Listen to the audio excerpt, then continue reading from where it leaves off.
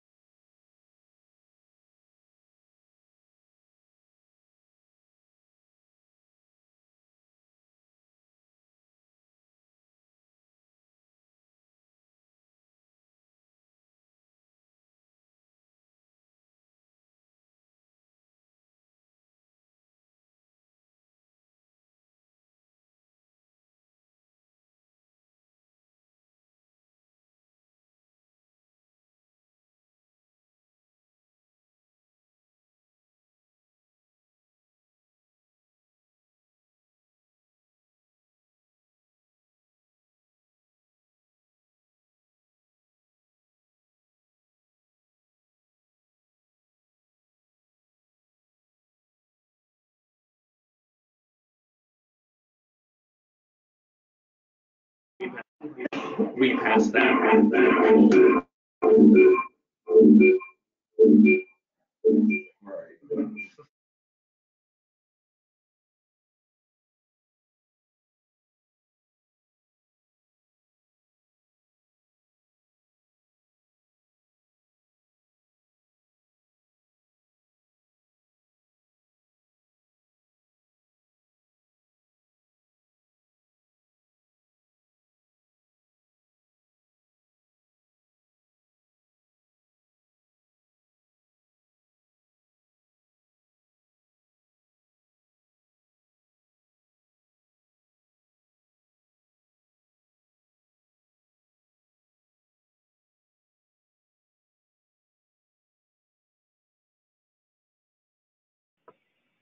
Good morning, everyone. Again, thank you for taking time out of your busy schedules for joining us here at the Skillman Foundation for our webinar regarding our 2020 Call for Collaboration Request for Proposals.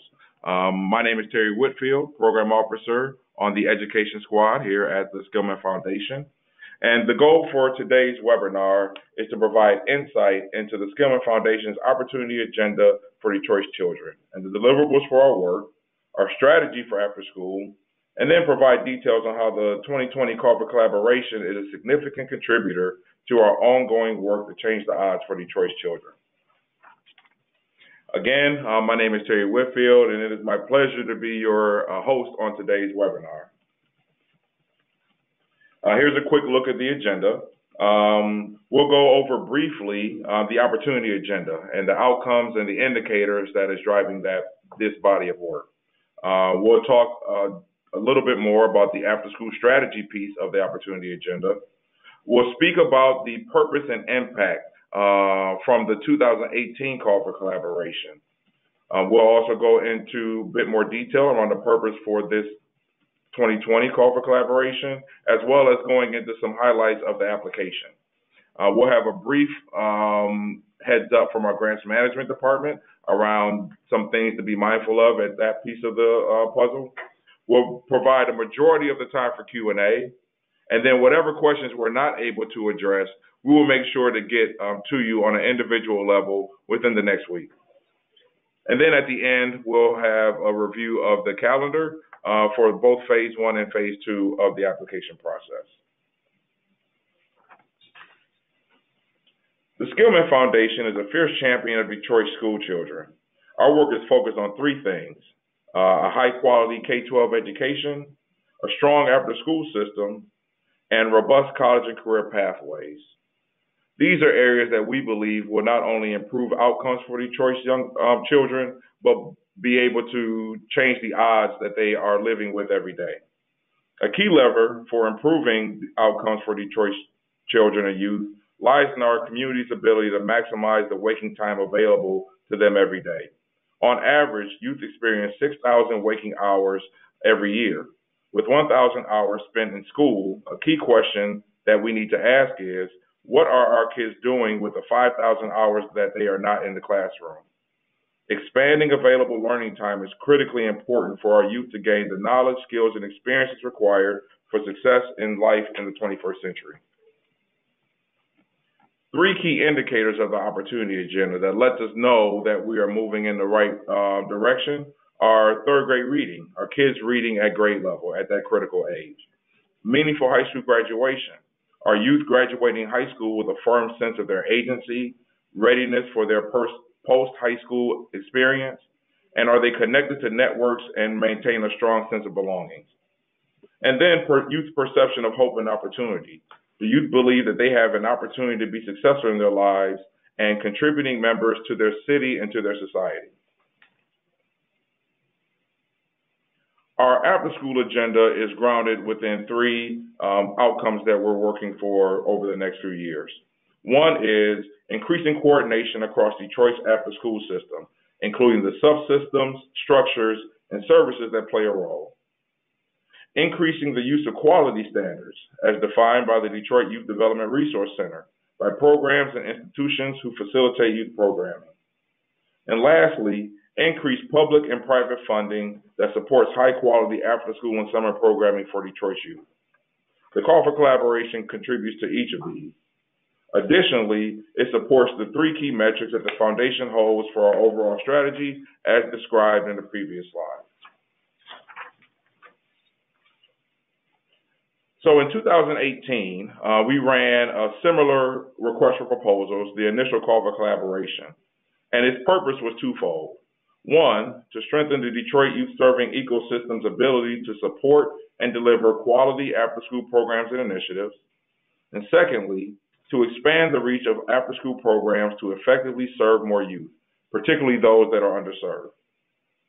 The partnership supported through the initial call for collaboration provided key lessons learned that informed the Foundation's viewpoint on how to support effective youth-serving collaborations in their efforts to improve outcomes for kids. One, collaborations require time to realize their potential, to build trust, to ensure mutual objectives, and develop common momentum. That engaging youth in high-quality summer literacy opportunities is critical in the acceleration of student growth towards grade-level reading. That youth at different ages and stages of development require different experiences that are developmentally appropriate, and those experiences should be aligned for maximum impact, with each experience building on and connecting with others. That programmatic partnerships may take many shapes. For example, a school or community space partnering with a specialized program provider to expand offerings and seats, or program providers partnering with each other to enhance participant experiences. Each has the potential to deliver high-quality after-school experiences. And then lastly, that there are three elements of collaboration: engagement, communication, and coordination. And all three can be measured and utilized for the continuous improvement of partnerships over time. Some quick stats that undergird and show the impact of this initial cohort. There were 17 grants awarded. Over $5 million have been invested over a 2-year period. After school and in-school work in DPSCD and charters, that there was the creation and implementation of the Collaborative Self-Assessment Tool, or the CSAT. The CSAT is an assessment of collaborative effectiveness co-created by the Youth Development Evaluator, Learning for Action, and a team of 5 partners from the initial call for collaboration partnership list. The CSAT is designed to provide an aggregate picture of collaboration across the entire cohort, and primarily is designed as a tool for internal learning, reflection, and improvement. All participants were involved in the Youth Development Resource Centers acting with data learning community. There is currently a 2-year evaluation of impact that is helping to connect the dots between Youth Development Resource Center, quality improvement, and impact data, as well as the information that's being collected from the CSAT. And then, at the end of the day, thousands of youth have been impacted by these collaborations. And here's a list of the 2018 Call for Collaboration grant partners. The foundation thanks each of these organizations on this slide for their hard work and dedication to improving the lives of youth through this funding opportunity. At the conclusion of this current grant cycle, a complete analysis of their work and its impact on youth, the organizations, and the overall after-school system will be available through the ongoing evaluation being led by Learning for Action in partnership with our Director of Evaluation, Learning, and Impact, Ms. Andrea Anderson. Now, the purpose for this year's 2020 Call for Collaboration. The Call for Collaboration is a cohort of grants that's intended to impact the Detroit ecosystem by accomplishing the following. 1, supporting high-quality after-school opportunities for youth ages 6 through 19 that positively impact key outcomes. 2, to increase the use of quality improvement tools designed to support organizations to increase and improve academic outcomes, social-emotional outcomes, and school attendance. And then lastly, to improve after-school youth programming through collaboration. Now, we're about to dig into the application and really call out some of the key features that potential grant partners or people interested in applying should be mindful of. And just as a heads up, all this information in terms of the PowerPoint slides and all accompanying documentation and the application will be made live within the next 48 hours. So first, about the call for collaboration. The larger vision and purpose of the call is that this investment in after-school programming is meant to help expand program availability to serve more kids and to strengthen the quality of programming and experiences to serve kids even better. By calling for collaboration, our intent is also to, over time, support the development of a comprehensive after-school system in Detroit. Set a citywide vision for youth development, addressing barriers to program participation and increasing access to after-school programs. To create a shared data system to increase coordination, data collection, and outcomes. To support the conditions required for public investment by increasing program consistency. And lastly, that we're able to reach 75% of Detroit youth ages 9 to 19 with high-quality youth development and employment opportunities that prepare them socially and emotionally to graduate high school and become economically and civically engaged young adults. Now, moving to the grant period and award amounts. The call for collaboration will have 2 parallel tracks. Grant period A is focused solely on summer. That will have a start date of May 2020 and an end date of November 2020, so that'll be a 6-month grant. The grant amounts will be up to $100,000 for this block of investment, and the total investment will be $500,000. Overall, the Call for Collaboration 2020 will be a $3 million investment in after-school programming. Grant period B will be our year-round investment, which will be a multi-year grant 2 years that will run from May 2020 through May 2022, with grant amounts of up to $400,000 total for the 2 years and $200,000 per year. Suggested program cost range per youth per slot will be around $1,000 to $1,500, and the anticipated announcement of awards will be April 15, 2020. Next, we will discuss the eligibility requirements. Applicants must demonstrate a collaboration, a partnership of 2 or more organizations under one of the two following models. 1, community partners partnering with schools. 2 things that will be required, parts of this collaboration, is that the partners receive a letter of support from the principal of the prospective school partner will be required. And then 2, if the collaborative is looking to partner with Detroit Public Schools Community District, there must be proof that the work is in the partnership process with the district as it relates to obtaining the requisite MOU, Memorandum of Understanding, or MOU. Secondly, the second type of partnership is a community provider partnering with other community partners or programmatic enhancers. In this collaboration, the collaboration must include a recruitment plan for engaging youth in proposed programming.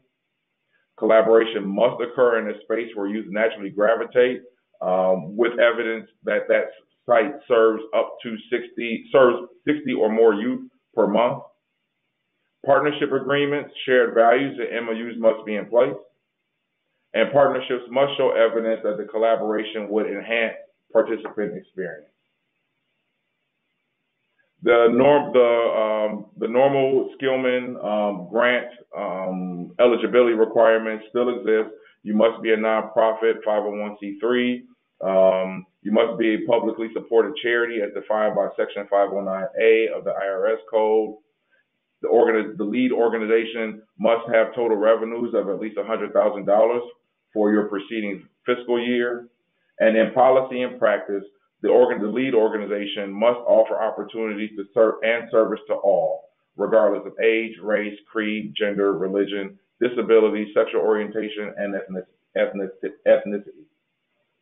The program requirements. All call for collaboration grant proposals must address the following.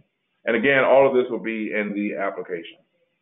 Collaboratives must serve at least 130 unduplicated Detroit youth over the course of the year. And those collaborations must do programming within the city boundaries of Detroit. Summer-only programming must serve at least 80 Detroit youth over the course of the summer. Collaborations must occur within 2 types of partnerships, again, between schools and community organizations, and community spaces and community organizations. Collectively, the collaboration must provide programming for a minimum of 2 to 3 hours per day for at least 4 days per week, for at least 6 weeks during the summer, and over the course of a school year for year-round applications. 70% of Detroit youth attending must receive a minimum of 30 program exposures during the program calendar. And exposure is defined as that minimum of 2 to 3 hours that a young person receives programming in a day. Lead applicants and programmatic partners will engage with the Detroit Youth Development Resource Center in the areas of professional development, data collection, in both program attendance and impact data, and program quality. And collaboratives will commit to actively participate in the call for collaboration, learning community, and evaluation. Selection criteria and review process. Eligible applications will be reviewed through a competitive 2-phase process. I will reiterate, this will be a highly competitive process. Currently, there are 174 organizations that registered for the webinar, and there are currently 150 that are in attendance right now. So there will be a lot of competition for this opportunity. We will use a panel of reviewers that will include Skillman Foundation program staff, other funding partners, field experts, and Detroit youth to ensure the perspective of those most impacted and best positioned are to benefit are valued. Proposals will be reviewed, scored, and ranked based on criteria established by the review team. There are 4 areas that the application will be based on in terms of scoring. 1, as it relates to program description and narrative. And within this section, answers should provide a clear narrative on the program outputs and outcomes. Provide logic that drives that program's ability to achieve stated outputs and outcomes. Provide a sample program schedule that details the participant experience. Detailed description of skills and mindsets that are to be strengthened and how that will occur. And then evidence of the elements of an effective after-school and summer program, which we'll talk about later in the webinar. Within data and program quality, answers should provide clarity on how data is used to improve program quality, a clear strategy and systems, provide evidence of clear strategy and the systems that are in place to collect program data, attendance, and impact as it relates to social emotional growth of the participants. And then any information regarding previous or current quality improvement tools and the data that details program impact on youth outcomes, and then the most recent quality improvement efforts. The third bucket is the collaborative dynamics, and the answer should provide a clear description of each programmatic partner with the clear connections to how each partner contributes to the outputs and outcomes of the proposal. A clear description of how the partners will address the elements of collaboration. And then if it's an existing collaborative, clear details on how the proposal will expand available seats or deepen the experience of the participants. And then lastly, youth voice and engagement.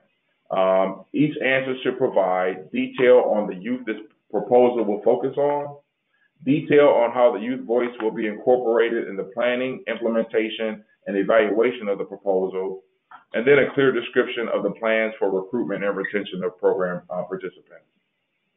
For projects that are looking to include either a literacy or a math numeracy component, there are 4 additional questions that will have to be addressed. One is curriculum partner and description of the curriculum, providing information around the staff's experience and or expertise in this area, provide a short history of collaborating with others to facilitate these programs, and then providing history of student growth towards proficiency. So what data do you have to show that support works? Lastly, in terms of, there's also, with the application, there's your normal pre-application process that is traditional to the Skillman Foundation, where you have to provide your cover letter, cover letter, project budget, current financial audit, recent interim financials, IRS Form 990, and then particular to this opportunity, must provide the capability statement, and then if partnering with the school, a letter of support from the principal of the participating school will be required.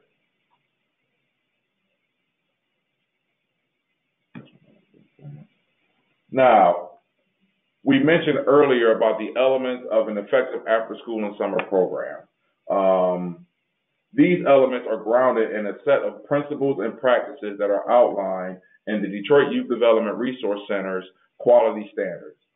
These standards reinforce the roles that positive relationships, safe and supportive spaces, active and engaged learning and skill building, youth voice and choice and leadership have in creating high-quality after-school and summer spaces. We recommend that you review these standards as you complete your application. These elements were also, we were able to glean these elements from our current grant partners and their ability to effectively facilitate after-school programs. Some of these elements include the presence of engaging literacy and numeracy skill building, enrichment activities such as arts, STEAM, robotics, poetry, sports, that there is a family and parent engagement strategy, that the program and school attendance, that there's a barrier reducing supports that are provided to students, and that participant assessments are provided to document impact on student growth, i.e. Literacy, numeracy, and social emotional growth. These are just a few, and the rest will be detailed in the application. We've also begun to identify and be able to call out the developmentally appropriate experiences. So one thing about this year's call for collaboration is that programs will have to, potential applications will have to identify which block of young people will your particular proposal aim to address primarily. So you have grades K through 5, grades 6 through 8 or middle school, and then high school. Within each of those particular grade bands, there's an expectation of programmatic experiences and exposures that we are hoping to see detailed in the program description, such as for grades K through 5, the programmatic experience is comprehensive and involves a variety of engaging learning opportunities, including those that support literacy and numeracy growth towards proficiency. That skill building is focused on what youth need to feel as if they belong, and that opportunities provide participants exposure to various STEAM-related activities. For middle school, grades 6 through 8, the programmatic experiences should include elements of what's available through K through 5, plus experience should include skill building opportunities that are content specific and possess elements of engaging project-based learning. That the skill building is focused on skills youth need to learn and be active learners and engaged in the learning process. And that the program provides participants with exposure to a variety of college and career opportunities. And then lastly, for high school students, grades 9 through 12, the programmatic experience should include elements of those available through K through 8.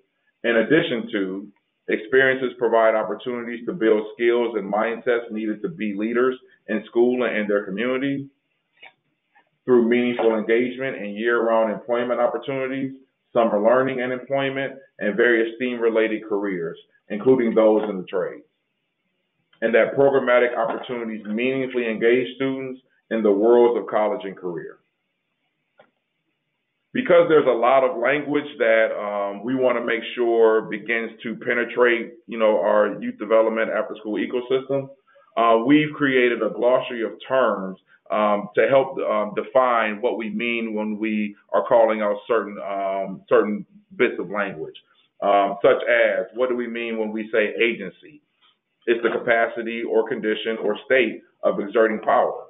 Youth exhibit this in their confidence and in their self-awareness. Or what do we mean by specialized after-school programs or content providers? Those are the experiences that dive deep into a specific topic or skill building that is connected to key social-emotional growth indicators. So we have a list of different language that we want to make sure everyone is clear what we mean, and that we can, again, use this as an opportunity to create a shared language and vocabulary as it relates to Detroit's youth serving after-school ecosystem. So, Mary Beth Baumeister was unavailable to join us, but I know just a little bit to be dangerous as it relates to our grant-making process. So one, if you have yet to register for the Skillman Foundation's Flux online application site, you will need to register. That can take up to 48 hours for the registration to be cleared. Once that 48-hour period has been completed, you will then receive a link that'll give you your login information to the Flux website. And then you'll be able to access the pre-application and the capability statement for phase 1 of this call for collaboration process. If you have any technical questions as it relates to being able to access Flux, or you're encountering challenges or just have issues within that technical piece of the grant process, please feel free to reach out to our grants management department, Mary Beth Baumeister. Her information will be made available in the information that'll follow the webinar.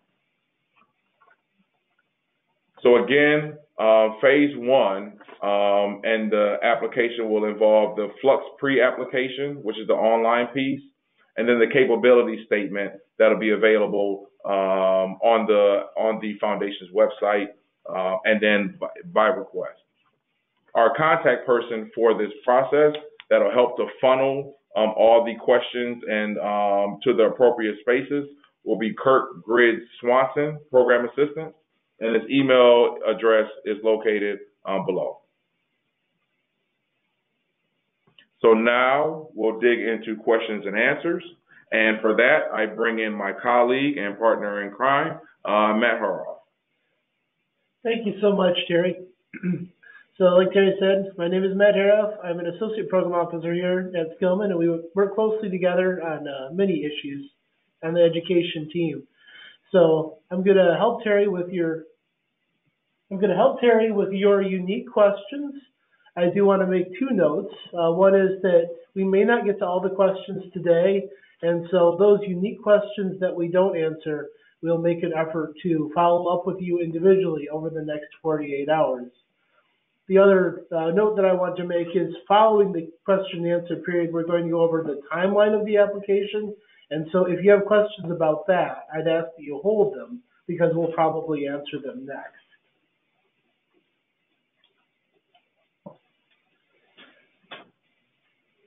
So one of the first questions that I see here, Terry, that is probably good to dig into is where can we see the CSAT tool and results? So, great question. So what we will do is, in the flow of information that'll be sent out, we'll be able to send out the CSAT rubric that'll give you a breakdown of the three elements, but also the subcategories that make up the rubric. So that'll be included in the set of information that'll be sent out to the larger community, but we'll also make it available as a part of the Call for Collaboration bundle of information on the website. The results, thank you. And so the results will be the results of the first round of CSAT collection as it relates to this year's two-year cohort will be made available at the conclusion of the evaluation, which we are anticipating to occur at some point Q2, Q3, the third quarter or fourth quarter of 2020. All right.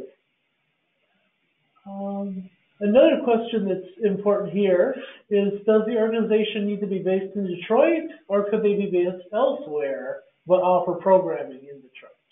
Another great question. No, you do not need to be based in Detroit or even based in Michigan, but the program does need to be focused in the boundaries of Detroit for Detroit's children.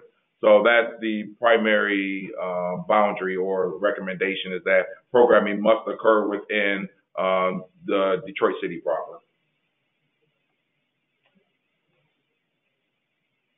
This is a complex question. I'm going to see if I can maybe paraphrase here. A person is asking about the minimum daily hours of service compared to the total hours of programming, or the number of hours each individual student must participate. Mm-hmm. Can you kind of help to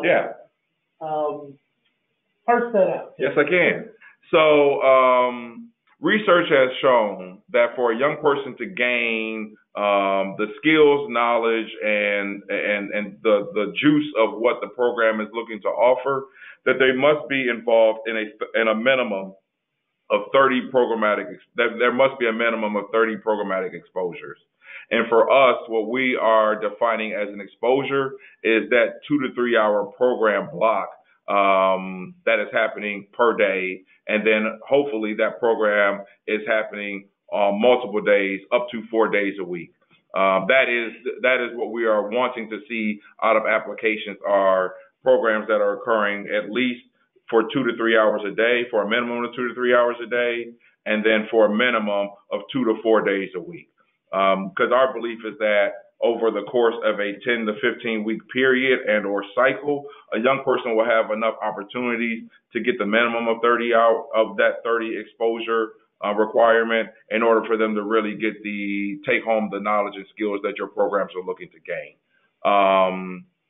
when we think of a school year program, we're looking at a minimum of 20 to 30 weeks of programming that can encompass an entire school year, and then a minimum of 4 to 6 weeks within the summertime. Now that 30 program exposure, requirement for the school year will be reduced to 20 program exposures for the summertime. So when you think about a summer-only program or programs that are operating in the summer and school year as a year-round, summer should be focused on 20 program exposures, and then school year should focus on 30 program exposures. Very good. I see a couple of technical questions here, so I'll just reiterate some things that Terry has said. One, this is being recorded, so if you miss something or the audio goes in and out, you can probably go back and catch this when it goes up on our website. And all this material will be available on the website, so things like application deadlines will be available there. Let's dig into this issue about schools, Terry, and I'm sure lots of people have questions about that. How to partner with a school, if you need an MOU, and I'm going to expound on this one person's question in terms of the difference between the level of partnership we're looking at an individual school versus if somebody partners with, say, DPSCD or a charter authorizer. So when we, in our experience in working with any school, the willingness of the school principal to allow the work to happen in the school is a prerequisite for the work to happen in the school. So whether you are looking to work within or with a Detroit Public School Community District partner school, or whether or not you're looking to partner with a charter school, a letter of support from that school leader will be required. Now, in working with Detroit Public Schools Community District, there is a partnership process that does require an outside partner or community partner to obtain a memorandum of understanding or MOU before programming can start in a school. There is a partnership process.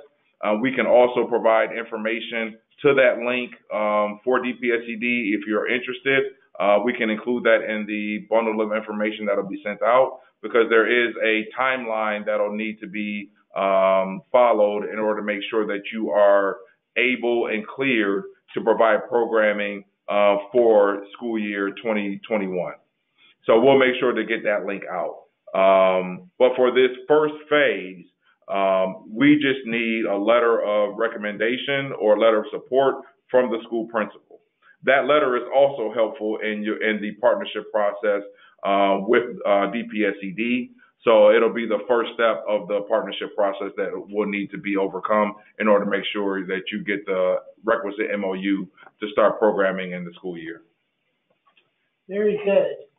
A person is asking about the number of students to be considered for funding. And this may have been something you went over before, Terry, but it's probably worth reiterating. Mm-hmm. What's our minimum expectation, especially for summer, but also for the school year? So for the school year, the grant partners must be able to work with a minimum of 130 students over the course of the school year. For summer-only grants or for year-round grants that are doing summer programming, you must be able to work with at least 60 students over the course of a 4 to 6 week summer program. So summer-only, summer component of a year-round grant, you must serve at least 60 students. For the school year piece of the year-round grant, you must work with at least 130 students. Very good. And just to add on, we can have individual conversations if the capacity of a summer program is of a certain level. What will help to be a determining factor in that is what is the experience that the young people are having, because that also could impact the amount of dollars that will be available based on the number of students that are looking to be served. Okay. Another person is asking a little bit about our shared history and that of Detroit with Grow Detroit's Young Talent. and how our experience and that of some of the different organizations that are probably listening here today, figuring into our experience and our decisions about this process. When we think about summer and how we're able to leverage the existing infrastructures that exist within Detroit, organizations' ability to partner effectively is important. And there's no greater entity over the summertime than Grow Detroit's Young Talent. So how you're able to leverage that resource as an ability or as a key feature to your summer program only helps as it relates to your ability to what we call internally a compound movement. Be able to provide a safe space and learning environment for high school students, especially as it relates to the world of work, but also how you're activating those high school students to provide programming support and a peer or a mentor to the younger students. So we would encourage any and all opportunities to partner with that and leverage that resource to the benefit of any potential application. Excellent. Here's an important question about who the lead applicant can be. So someone is asking if a school can apply or if it has to be a nonprofit partner. So yes, both. Both a school can apply and both a community partner can apply. For schools that are applying, what we are looking for are 21st century comprehensive models of after-school programming that can provide both literacy and math numeracy support, as well as a robust experience as it relates to other content-specific opportunities and or skill-building opportunities within the K through 8 space, whichever bucket you are looking to focus on. We are working on additional technical assistance and supports for this part of the call, and we'll make that information available to schools who are interested in applying to make sure that you have the best opportunity to be successful. Very good. Someone's asking about if they serve youth at multiple sites. I think this means if it's the same program but run at multiple sites. Should they aggregate that number, or should they just look at what youth are served at an individual site? It's a very good question. So for organizations that serve youth at multiple sites, I would say it's a both and. At that site, what are the numbers of young people that are expected to come through those doors?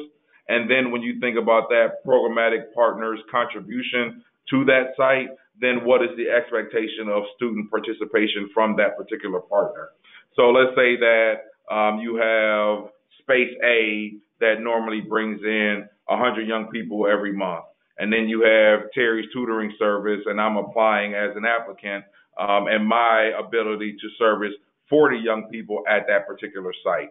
Both of points of information are important as it relates to the existence of young people at that site, but also your ability to serve the minimum of 130 young people over the course of a school year, and then the 60 young people over the summer. So it would be a both and we would appreciate information for both. Very good. Somebody is asking about programming during the summer through the Parks and Rec Department or the Summer Fun Centers. What are your thoughts or our thoughts on if this RFP would cover those opportunities? Yes.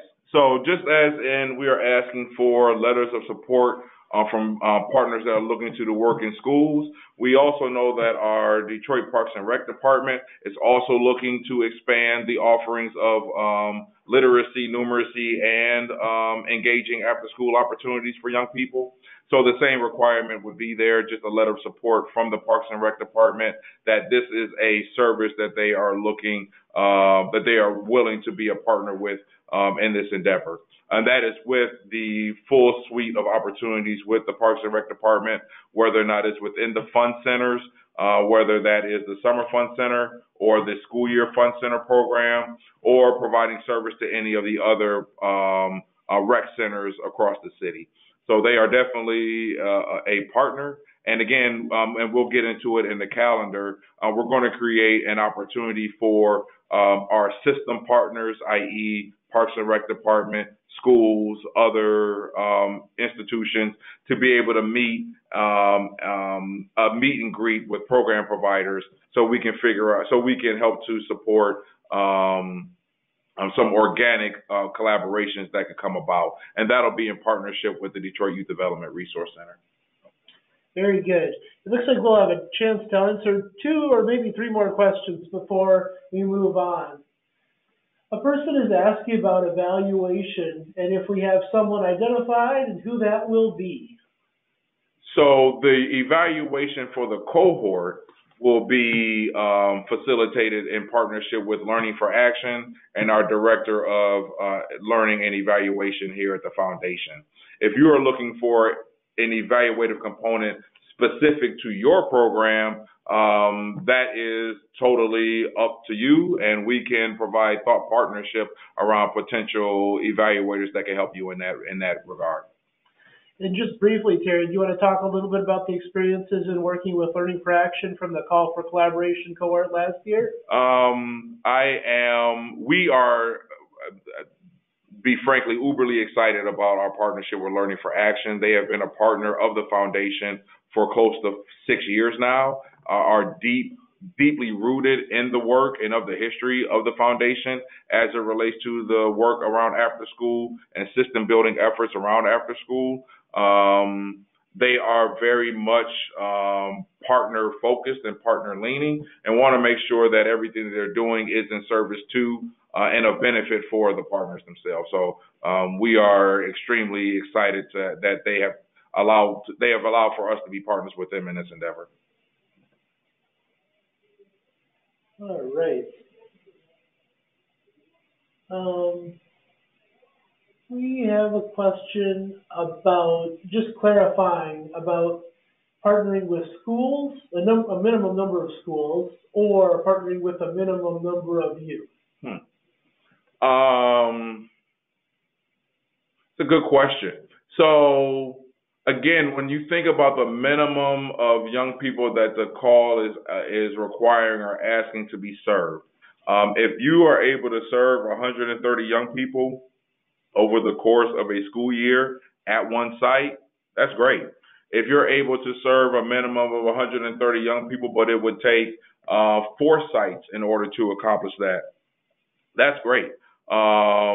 We understand and have a deep understanding that scale cannot be reached by one organization alone. So it takes a group of organizations, i.e. the call, to be able to reach a certain scale. So if one organization can lift 4 schools at one time, that's great. If one organization wants to go deep in one school and can serve 130 students over the course of a school year at that school, that's great as well. All right, and I think we'll end on this question. A person is asking about programs that have a gender-based focus with an eye towards our various requirements in terms of not discriminating. And just asking if their program has that gender-based focus, if they would be out of the running or they could still be considered because of that programmatic way that they run things. So no, if an organization has a focus on providing opportunities to young ladies solely or to young men solely, we have no issue with that. Primarily, it's in the organizational practices, and that the organization is not biased in terms of its practices and policies as it relates to color, gender, creed, religion, things of that nature. But in terms of who the program is looking to serve, if the focus is a female-leaning and or a male-leaning focus, that is perfectly fine. Great. Thank you, Terry, and thank you for all those of you that asked those great questions. So now we're going to go into the timeline for the process. So phase 1 begins today with the webinar, and the application will be going live within the next 24 to 36 hours. The date will be determined, but the week of January 6th, as mentioned before, the Skillman Foundation and the Detroit Youth Development Resource Center will host a call for collaboration meet and greet, where we will host partner organizations, institutions such as Parks and Rec, schools, district and charter, to come together and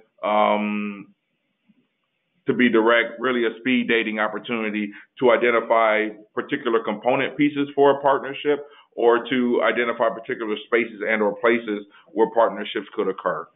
So more information to come on that, and we look forward to helping to be a partner in helping these collaborations to occur.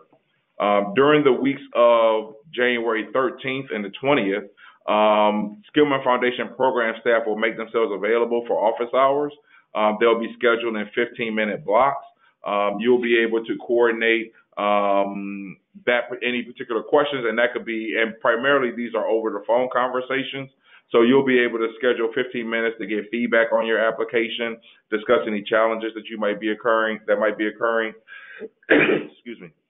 And then we are really wanting to make sure that we're providing an ear and feedback and thought partnership to all potential partners. The application, phase 1 application, which is the Flux pre-application and the capability statement, will be due January 27th by 5 o'clock. I repeat, the phase 1 application, pre-application on Flux, and capability statement will be due January 27th at 5 o'clock. This will be a competitive process, so all applications must be in by that time, or else they will not be reviewed.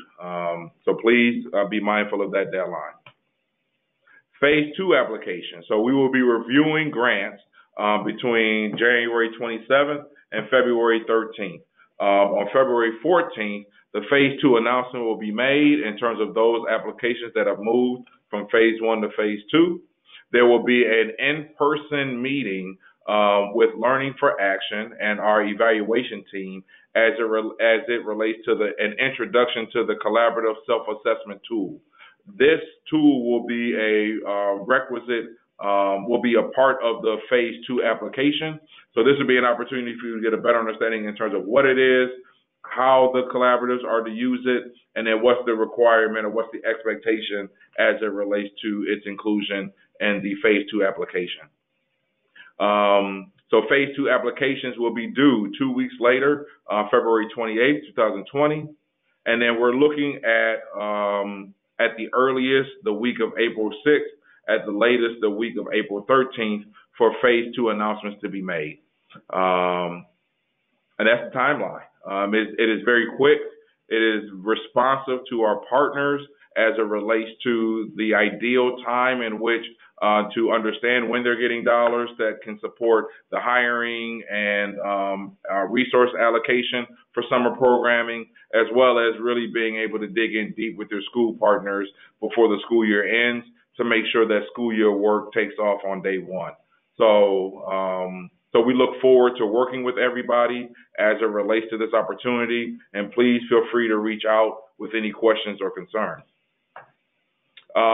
Before we close, just want to really highlight and give thanks and appreciation to our current grant partners, to those that are doing work with young people, whether or not it is a program or a system or an institution, because the work of the foundation cannot be done in isolation by ourselves. It is only through real partnership and collaboration that we can really, again, not just improve outcomes, but change the odds for Detroit school children. And it is through this call that we are excited that this is our contribution to what a fully functioning, inclusive, and stable youth development system and after-school system can look like in the city of Detroit. So with that being said, we just give thanks to everybody on the call. If you have any questions, please feel free to reach out, and we will get your questions addressed accordingly. And with all that being said, thanks very much. Have a great day and enjoy the sunshine.